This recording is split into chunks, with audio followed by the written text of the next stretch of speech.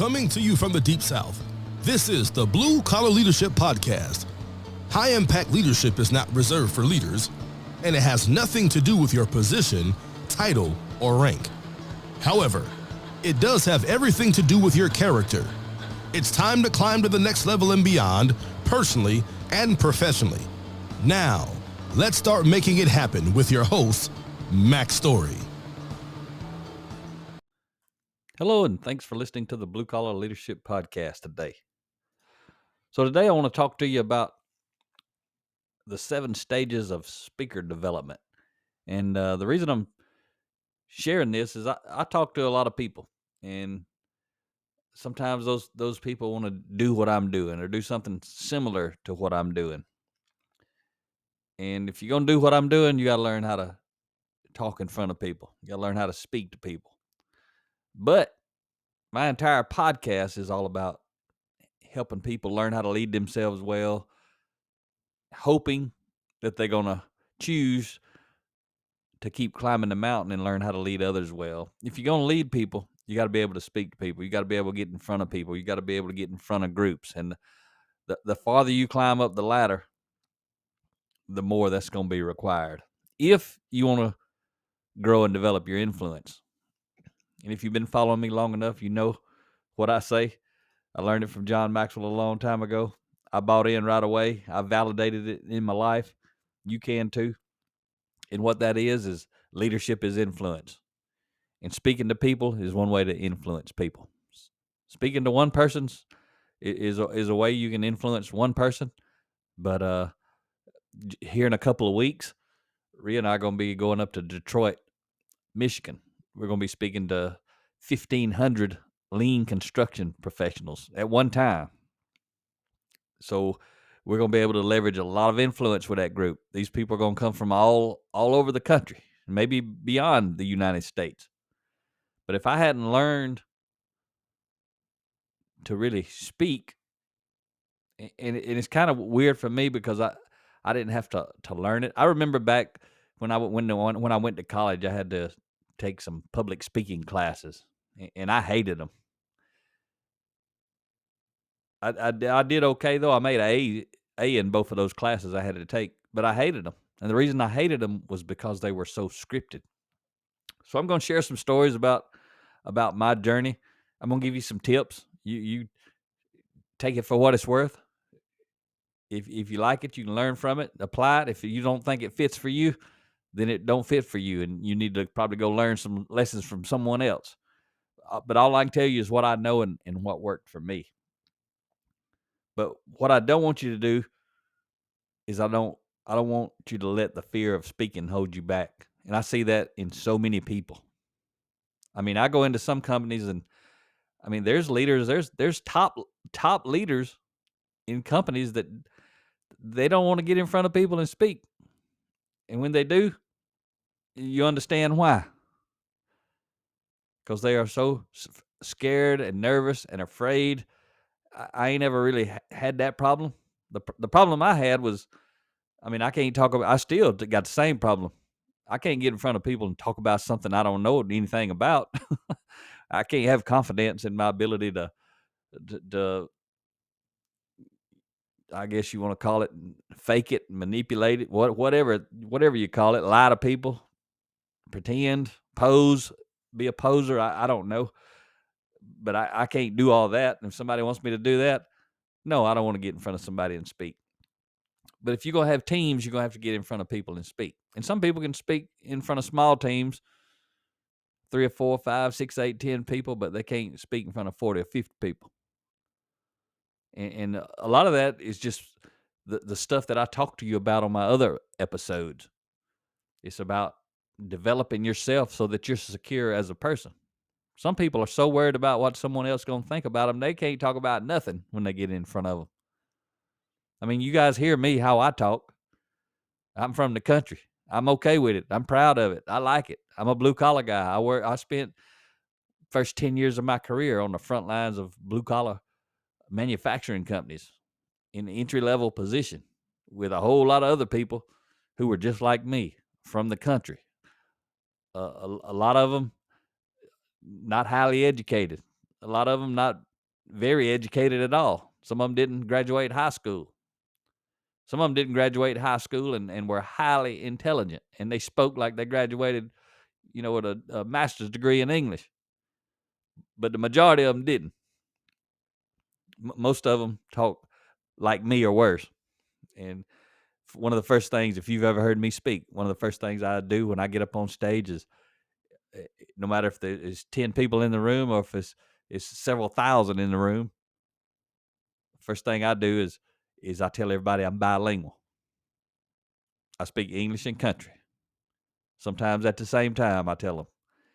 What that does is take the sword out of their hand. They can't run around talking about the way I talk because I've already claimed it. I'm okay with it. And I'll say that too sometimes. I'll say, I hope y'all okay with it because I am. And I tell them I speak with a lot of apostrophes. When you write, you put an apostrophe in there to replace missing letters. And so I make the joke that I speak with a lot of apostrophes. You just can't see them, but you'll hear them. And sometimes Rhea tells me that I use them to replace entire words or sometimes entire sentences. And if you've been listening to me on this podcast, I'm sure you would agree. But like I say, when I'm speaking in front of people, I'm okay with that. And me sitting here recording this, I'm actually recording this at 11 p.m. on a Thursday night. Rhea's in there in the bed asleep. I'm in here in my office.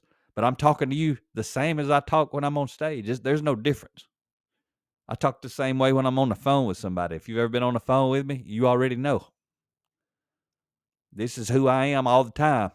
I'm not somebody special when I go speak. If I had to be, guess what? I wouldn't be speaking on the stage. If I can't be me, I ain't going to be speaking. I have zero desire to be somebody else. So that's one of your tips right there to think about as you grow yourself. Or if you're one of those people, they say, I don't know if it's true. I ain't done the research. I haven't done the research, but a lot of people, I hear them quoted all over the place. I've read it in books. I've heard other speakers say it on stage that, people fear public speaking more than they fear death. That's hard to believe, but I ain't got that problem. But maybe it's true. But if you want to grow and develop your influence, you've got to grow and develop the ability to speak in front of other people. And a lot of that work you got to do is on the mirror to begin with. But I'm going to share with you here some training I got a long time ago. Actually, I'm going to just share the 7 stages of speaker development. I don't know if that's what they called them when they taught them to me, but I got a picture of a slide. That's all I've got. It's got these 7 stages on it.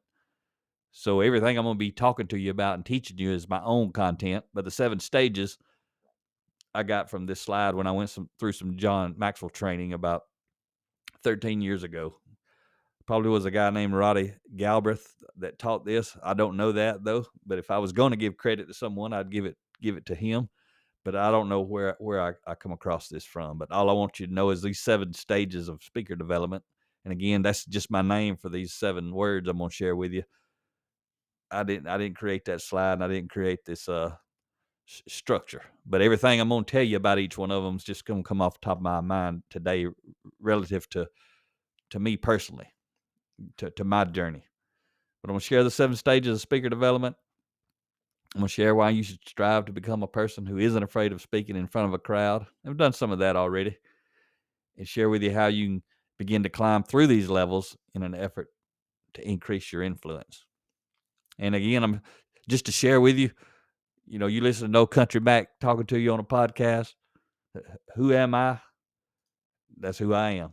I'm just a country guy who got passionate about leadership development and personal growth about 15 years ago, 2008. Been reading it every day. Published 15 books on the subject. I think this is going to be, actually, I know it's going to be episode 356. So I got 356 episodes on this podcast. So I've had some water flow under the bridge, if you know what I'm saying. I got some experience in this area. I've been paid actually in 2016, and I don't say this to impress you, maybe to inspire you, but just to share with you as I'm talking to you about speaking. A lot of times, if you're going to learn something from somebody, you'd like to know they've actually done it. And some people listen to this podcast, maybe the first one they've ever heard, or maybe they've been listening, but they don't really know me or anything. But, I started down this path in 2012. By 2016, 4 years later, I was paid $20,000 to speak to 80 top leaders from 40 countries around the world. They were leading a $3 billion global organization, and all of those folks had a PhD in their area of responsibility. The chief technology officer, the CTO of that company, who reports to the CEO of that $3 billion company, had brought me in. And actually, me and Ria both were there, and we both spoke. So realistically, we both got paid $20,000. But I had started talking to him first and set all that up, and so that's where I'm just reflecting back on it now. It's been a while, but we were both there, both speaking, and we spoke for 4 hours on my book, 10 Values of High Impact Leaders. But that's the last time I got paid what I call the big bucks, and I was trying to go get paid more than that, but I decided that ain't the route I wanted to go. So now I mainly pretty much speak for free when people buy lots of my books. Currently it's 300 books. Anybody who purchases 300 books, it's actually a package. They're paying me to speak, and they're getting 300 books, however you want to see it, but I'm only charging the cost of the books. So it's 300 books, $5,400. We pay all our expenses, and we'll go speak for up to 2 hours for free anywhere in the 50 states. And it's because I'm passionate about it. I want to get these books in people's hands because books changed my life. I stopped chasing the dollars of speaking, but most people ain't never going to get paid $20,000 to speak. And the last time I did it, like I said, was 2016, and I decided that ain't really the path I wanted to go. I wanted to create my brand a different way. So, I've gotten those results. That's the only reason I'm telling you this. So, I've gotten some results in some spaces, and you may not even aspire to do that. I never thought I'd be doing that. Rhea and I got to speak at Yale University in 2018 at the Yale University's School of Management about blue-collar leadership. And if you go to bluecollarleadership.com, scroll down about 3/4 of that homepage, you can actually watch the video where we spoke. And you'll see me in my Halloween costume. I was in a suit and tie. That's what I call it. I was dressed up as a white-collar executive. But that's part of my authenticity that I was telling you about earlier. I'm not going to get up there and fake it.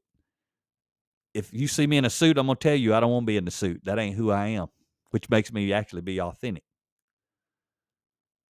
Some people that want to do this, want to speak, they want to go put on the suit and pretend they somebody they're not.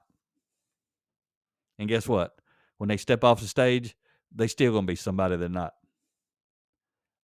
I coach and mentor people to be authentic. You want to be comfortable speaking? Be authentic. Be yourself. You already got that mastered. You don't need a class on that. And what you got to do is you got to have some content, and you got to have competency. But anyway, let's go get into these. I'm going to just read these off to you, and then I'm going to go back and talk about them. And again, what I'm about to read to you, that's the part I ain't trying to take credit for. The order of these, I believe it. I've lived it. I've seen other people, climb through these stages. So I just want to read you these stages, and then everything else after that's just me talking about them, freestyle, my own content, my own thoughts. So stage 1 is, and I'm not going to talk about them. I'm just going to read them up through right here at the beginning and then go back to it. So stage 1 is darkness. Stage 2 is words. Stage 3 is voice. Stage 4 is body. Stage 5 is entertainment. Stage 6 is influence. Stage 7 is mastery. And again, I told you I learned this back in 2012, 2013. Rhea and I spent a whole lot of money going through all kind of professional development and training with John Maxwell, Les Brown, Nick Vujicic, and some other folks, a lot of other folks, but those were the main ones that we were paying for. And the other people were included part of that deal. But, and we did it repeatedly for about 3 years or so. We went multiple times a year. We went to all kind of stuff. We spent lots of money and lots of time and lots of money on traveling and expenses and hotels and all that sort of stuff as we went from, my background being in manufacturing and Rhea's being in healthcare administration. And today we both talk about personal growth and development, leadership development, cultural transformation, leading people through change, communication, time management, team building, cultural transformation, all kind of stuff that's relative to influence. So learning how to speak, having the courage to speak, that's just one component. You imagine two people with the same competency. One has a fear of speaking in front of groups. The other one, no problem. Which one you think is going to be more successful in life? Pretty simple. It's that simple to look in the mirror and ask yourself that question. If I got the same competency as someone else, literally, if you could magically have the exact same competency, skills, ability, talent, knowledge, and you compete with someone, and you looking in the mirror and you saying, "I'm afraid to speak in front of people." This other person, you see them just tearing it up. They'll speak in front of 10, 50, 100, 200, 500, 1,000, 10,000. They don't care. What's the difference in the career of these two people going to be? That's all you got to do. Validate it for yourself. It's obvious. So let's go back to these levels, and I'm just going to freestyle through these and share some of my thoughts. But darkness, or stage, I call them levels sometimes. Sometimes I call them stages, but I think stages fits better. These is 7 stages of speaker development. So instead of level, I kind of like it stage. But darkness is where you're reluctant to speak. You're scared.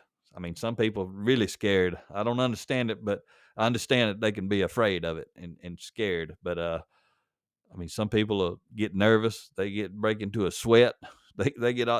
Some people, I think, get physically sick. And if they had to speak, I mean, people are seriously afraid of speaking in front of others. But that's that first stage, darkness. And you may not be at that stage, but some people are. But that's where you're really reluctant to speak for whatever reason. And you may not, fear may be the wrong word for some people. You may not really be afraid, but you feel like you're not competent to speak on the subject, which still causes you to be fearful in a certain degree. But at some point, when you move from that stage of darkness, you're going to move up to that next stage, which is finding your words to talk about whatever it is you want to talk about. And that's kind of where you surrender to the fear and you kind of step across that boundary. And your whole goal is to say the right thing, right? You want to be able to say whatever it is you're going to supposed to talk about. You want to have the right words. That's why a lot of people write them down. You'll see them up there literally reading. I got to tell you, I heard a lady, and I ain't even going to call her name, but I heard her. She spoke for an hour or so, and she's a very, very well-known author of a very, very popular book. That's all I'm going to tell you, so I don't want to go throw under the bus. But I've heard some people like John Maxwell and Les Brown and all these other people speak so highly of the book she wrote. So I got to see her speak once. So I was looking forward to hear her talking about it because I hadn't read the book. It is absolutely the worst person I've ever seen on stage speak. She had her speech written down. She went up and stood behind a podium, kind of looked down at it, bowed her head so she could read it because she kept it laying on the podium. And she read it for an hour. She did not even look up at the crowd. She was at level or stage 2. She was still at words, at the words stage. That's all she had to give us was some words. Just straight up, basic, boring reading.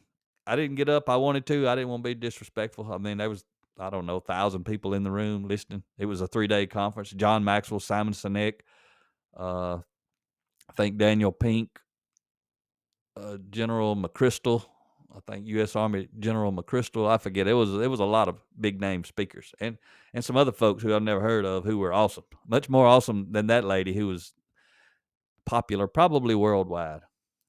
Anyway, I'm just telling you, there's people out there getting paid big bucks, and they're only at stage 2. She could have been so much more, but for whatever reason, she was at stage 2. All she had was some words. She had overcome her reluctance. She had surrendered to get on the stage, and that's all she had. She had words. And again, these are stages you gotta step through and climb through from one stage to the next to truly become the best speaker you can be. People seem to like to hear me speak. I don't know. Some people probably hate me, and that's okay. I didn't come to talk to them. Sometimes I'll tell them that too, right? I come to talk to the people who I connect with, and I try to connect with as many as possible. But that's one thing that Rhea and I bring to the stage is we speak together. So some people might hate me and love her, or some people hate her and love me. But it's much more dynamic. And then we poke fun at each other and that sort of stuff. And I'll talk about us a little if I got time after these stages again. So once you get where you can overcome your fear and you can get some words down and you can get up and talk to people, even if you got to read off a card or you got to read the script that you wrote, and that's all you do, like that lady did for an hour. And this is, she's an older lady. She probably was in her 60s or more. She's been doing this a long time, and it's still at stage 2. I ain't never forgot it. And so let's go to stage 3. You remember that? If you remember, that was voice. And stage 3 is where you find your voice. That's once you got words, once you got enough words and competency and that sort of thing, you know what you're going to talk about. You want to find your voice, and that's where the you part comes out. Like that lady, I don't know who she was. I didn't learn nothing about who she was as a person because the way she just read that script like a robot. But that's where you start to have hopefulness. Hey, I think I can do this. I can get comfortable with this. And the reason that is because at that level, you're getting secure, right? When you come from darkness is where the fear is. Words is where the content is. Once you step out of the darkness, you got to have some words or you're never going to be able to speak. So you got to have the words. So now we got the basics out of the way. We got the words. We got the stuff we're going to say out of the way. Now all this other stuff on top, these other stages, the next 5 stages is what's going to separate you from everybody else who's still at level 2 or below. The voice is where you become you. It's where your comfort zone is. It's just how you speak. Basically, again, it's just being authentic. The sooner you can be authentic, the sooner you're going to find your voice. But if you can't be authentic, you got work to do on the man or woman in the mirror because you got some insecurity problems. You think you got to be somebody you're not. And I'm going to tell you this, it don't matter how long you live, you're never going to be somebody you're not. So until you get over that, you ain't going to ever have success at this level. But it just means you got to work on yourself. Growth, personal growth, character development, all that sort of stuff, humility, all that's going to come from working on yourself. So you get your voice, you become authentic, you persevere. You got to persevere through finding that. That's stage 3. Now go up to stage 4, which was body. And I'm sure when you heard these words, when I first just read the word off, it was kind of like, what is body? Body means your body language, right? I come out of the darkness from fear. I got out of that. I moved to stage 2. I got my words. I found my voice. I can be authentic while I'm speaking. I can speak country. If you backstory, that's what that means. Speak country at Yale University and be okay with it. That's my voice. And if you don't like that, you can change it. But you got to go take some speaking classes or something. That's way out of my league. I don't know about all that. I have zero desire to change how I talk. Some people do, though. And if they need to, then you got to go figure that out with somebody else, not me. But body is your body language. How are you going to stand when you speak? How are you going to move? Where are you going to stand? Like, you won't see me behind a podium unless somehow I end up in a room where there's a podium and a microphone and it's hooked together and I can't move it. Now I can't stand it. I'm going to tell you that right now. I'm going to do every single thing I can do to get away from that thing. I don't want to be behind it. I don't want to be around it because I've seen so many speakers that's where they speak, but they're down there at the words level, word stage. That's all they can do, stand there and talk. And that thing kind of traps you and makes you look like that's all you can do because you just have to stand there because that's where the microphone's at. So a podium like that with a fixed microphone kind of traps you. It takes away your body language, your movement. It rips some of these upper stages. You can't really perform them well. Actually, the fourth and fifth stage, the body language and entertainment. It's hard to be entertaining when you're standing behind a podium like glued to it. But we ain't got to that level yet. But that's body. That's where you develop confidence. You got your voice, you got your body language, you're comfortable moving. And for some people may have an insecurity about the way they look body wise. Just their health, or they're overweight, or they're underweight, or they whatever. I mean, there's all kind of physical things that we could have. One ear is bigger than the other one, or I got a bald spot in the back of my head, or whatever. And I do have a bald spot in the back. That's why I said that. But I ain't worried about it. But some people do worry about all these things.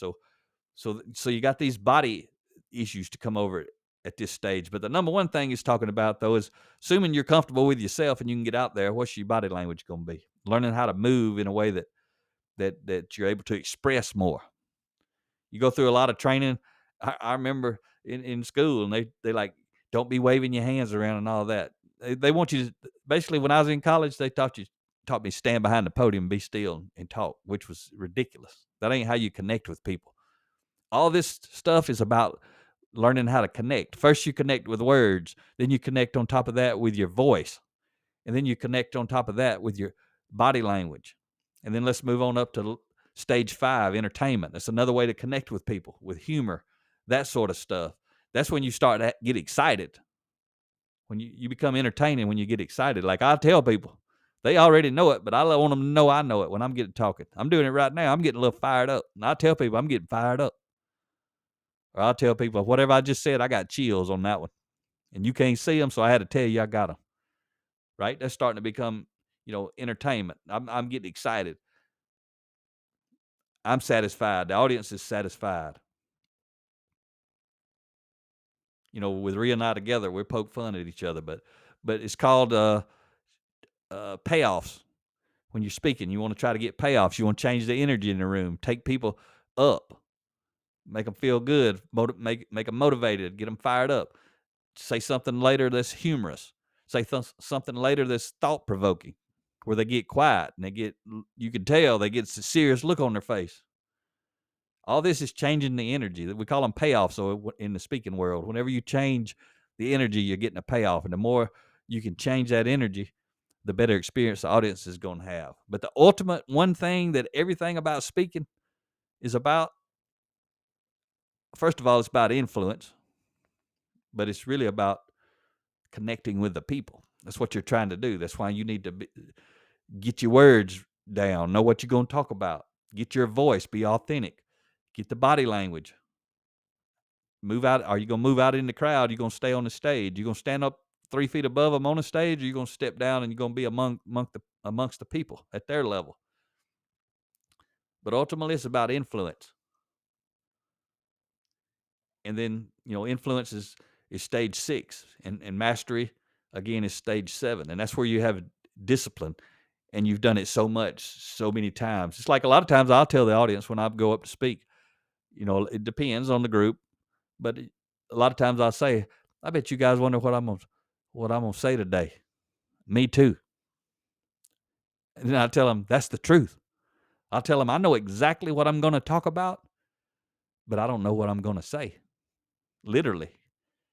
If I'm talking for an hour about a specific topic, I could repeat that topic every day for I don't know how many days and talk about and say something different every day, even though I'm talking about the same exact thing. Because I know a lot of stuff about leadership and personal growth because I've been reading it every day for 15 years, but I've been studying it. I'm passionate about it. I've been living it. I've been trying to apply it. I can see it because I've learned it. I can see it in all my past experience.